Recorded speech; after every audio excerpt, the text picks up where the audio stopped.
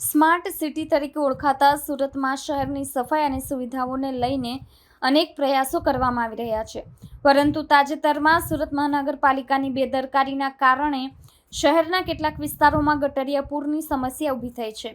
Puna Bombay market road પર Sanskardham society નજીક ગટર લાઇનના ચોકઅપ થતાં ગટરિયા પાણીનો ધોધ વહેતો થયો છે. આ પાણી મેઇન રોડ પર વહેવા લાગ્યું છે, જેના કારણે સ્થાનિકો અને વાહન ચાલકોને ભારે મુશ્કેલીનો સામનો કરવો પડી રહ્યો છે. સ્થાનિકોએ ગટરિયા પૂરની સમસ્યાને લઈને તંત્રને અનેક વખત રજૂઆત કરી છે, પરંતુ કોઈ નક્કર પગલાં લેવામાં આવ્યા નથી. ગટરિયા પૂરથી વહેતા ગંદા પાણીના કારણે દુર્ગંધ ફેલાઈ રહી છે અને આ પાણી અન્ય સોસાયટીઓમાં પણ પહોંચે છે, જેના કારણે આરોગ્ય સમસ્યાઓ ઊભી થઈ શકે છે.